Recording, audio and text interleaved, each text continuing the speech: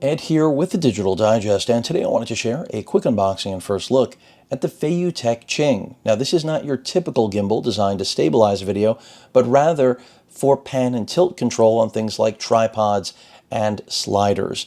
At $650 US, it is not inexpensive by any means, but I also am not aware of any product like this at this price point. So depending on what you're looking for, this may be exactly it.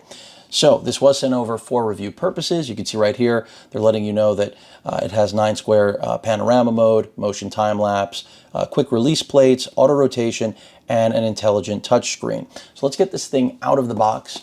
And I will reiterate that I think at $650 US, you'll be hard-pressed to find a device like this that essentially will work with any slider or tripod of your choosing. So paperwork is the first thing that we're hit with here. Your warranty, your quick start guide, all of that good stuff. And now you're looking at the actual remote control right here. Essentially, you can power it on with this button right here. It charges with this USB port, which is a micro USB port. Then you also have a trigger button, and then you have control of your pan and tilt using these two dials. It should be fairly seamless. It looks like a time-lapse button right there on the left. We've got 1/4-20 mounts on the top and bottom of this Bluetooth remote that will wirelessly control the Qing. We also have a tripod included here, if I can get it out of the packaging. So if you don't have your own tripod, FeiyuTech has included a low-profile one. Nice, but certainly not necessary, but still a good addition. And by the way, this remote can be actually mounted straight to the Qing if you choose to do so. So here's the actual unit. You can see all the USB connectivity there right in front of you, as well as a lock. I believe there's another lock, yep, right here on the battery. The battery is removable. You can see we have a bubble level right here at the base, 2 brushless motors for pan and tilt, and a power button right here for the battery itself, and then a Type-C port on the battery for charging. Now, I don't know how long this takes to charge or what battery life is going to be like, but I anticipate that it will be good.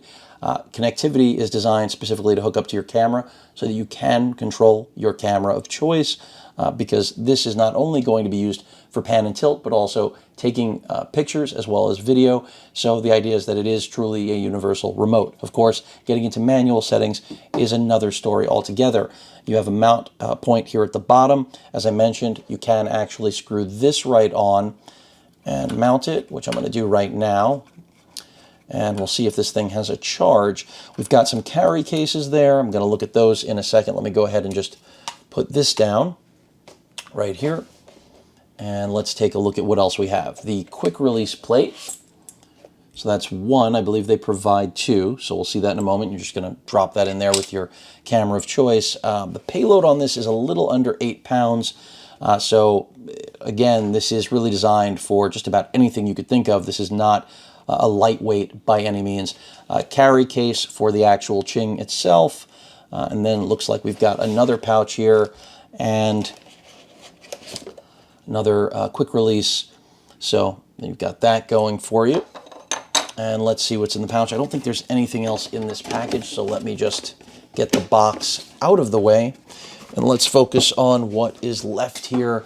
So again, this is not designed for everyone, but I do think that for those of you that are in the market for something like this, you've got a fairly good option. And when FeiyuTech first showed this off, I knew that there was really nothing else from a large manufacturer to match it. So that's why I was impressed, intrigued. Looks like something came out of the packaging there. So what do we have? We've got, the first thing I'm looking at here is a Type-C to micro USB, aka multi, so that's for Sony cameras. We've got the support for your lens on whatever camera you do attach here to brace it. We've got another this is a Type A to a micro USB 3.0. They're really trying to accommodate everything, understandably. USB 2.0 to it looks like to another micro. Yep. Then we have a Type A to Type C and a Type A to Mini, believe it or not, still supporting Mini. I don't think anything on here uses Mini USB. And then this must have come out of that. We've got a DC 2.5 millimeter to it's a C to 2.5 millimeter. And then last but not least, this looks like it's designed for mounting on either of these ends, actually. So you could screw this on, you want to stick this on a tripod, or I imagine you can screw this on to the top of the controller. And this is very similar to the controller that came with the AK-4500. And then you should be able to mount this, when this is not on here, to the bottom. But I don't, at least myself, envision using this in a traditional tripod, or excuse me, traditional gimbal mode. As I reiterated at the top of the video, really see this being designed specifically to live on a tripod or slider, and then it gives you that versatility for pan and tilt via remote control. So let's power this on, and we have a charge.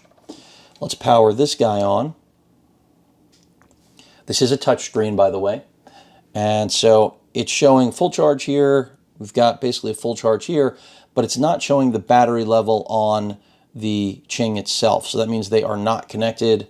Just so you get a quick view at that touch screen, it's giving you essentially the mode as well as the speed in which the gimbal is going to turn, pan and tilt options.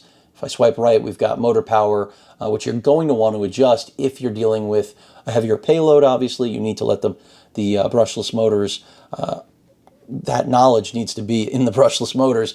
Otherwise, it's not going to operate as desired.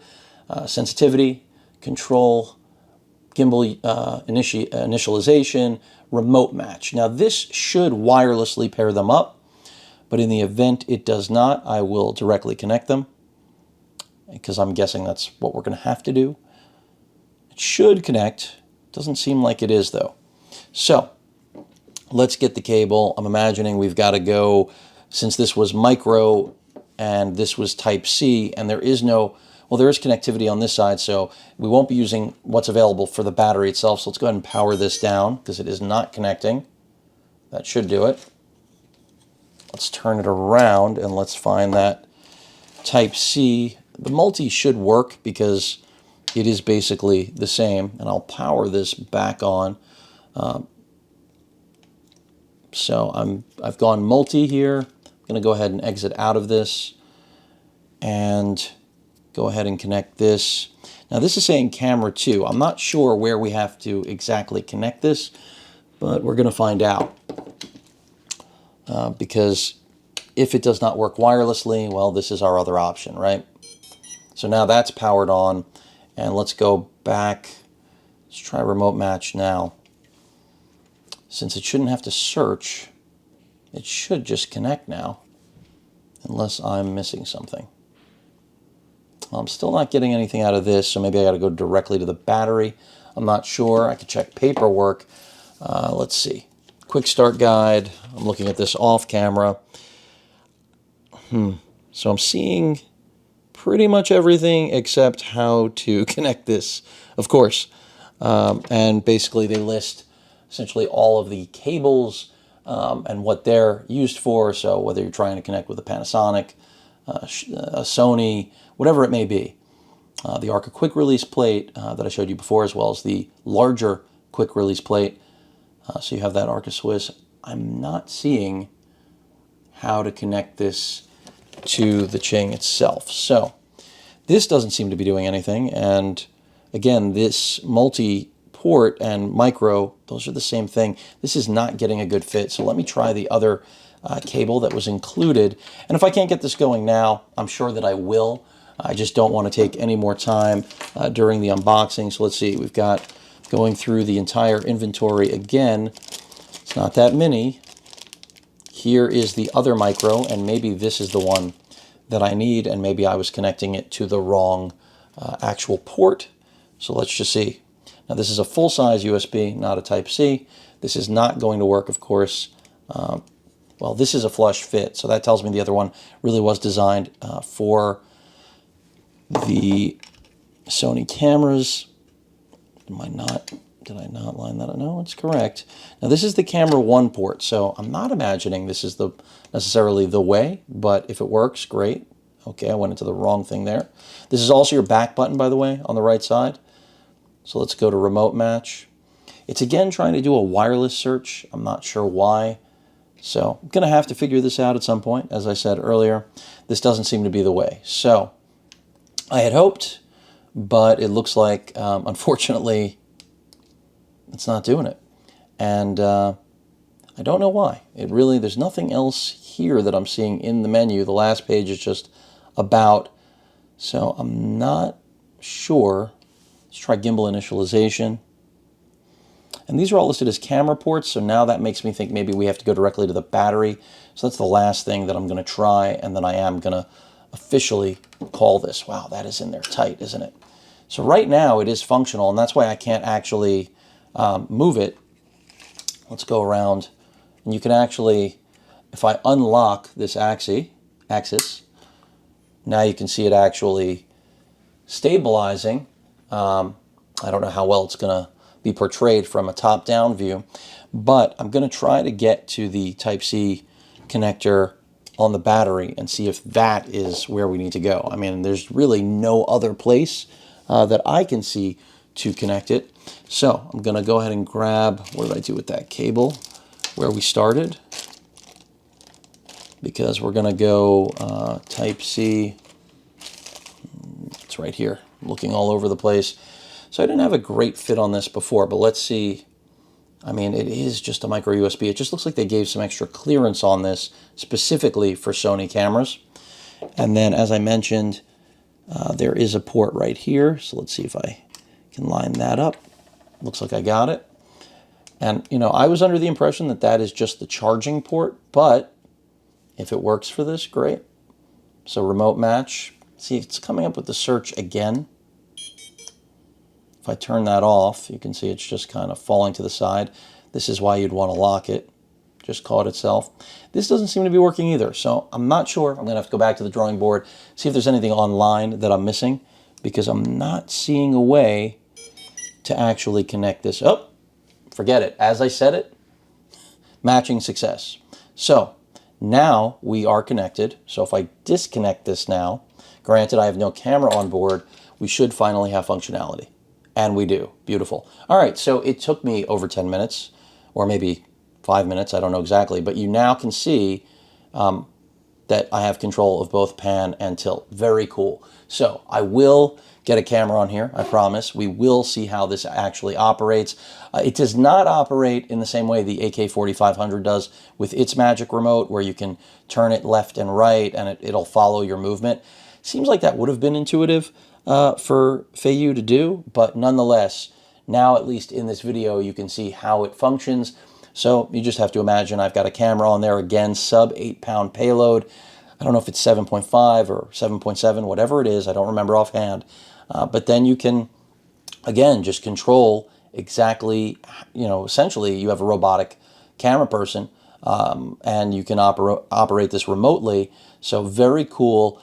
It's also going to be interesting to see what the operating distance on this is, because that's another thing I think that a lot of people will be interested. I mean, what's the purpose of having a robotic camera person unless you know the actual distance that you can achieve? But very cool. That's why as soon as I saw this, I knew I would have a purpose for it. Whether or not you do, that's really a matter of what you're trying to shoot. This is the slow mode, by the way. That was the fast mode, and you can see the difference here. I'm just turning and turning and turning. Looks like the slow mode is better for me personally. It definitely gives you a more finite control in just about every way. So I'm digging that. And then we've got the actual modes here, HF and LK. I mean, I'm going to play with this more and see what the story is, but really cool. And kudos to Feiyu on creating something unlike pretty much anything else on the market. Any questions or comments, please feel free to post them. Hit that like button. And as usual, please feel free to subscribe and please stay safe. Later.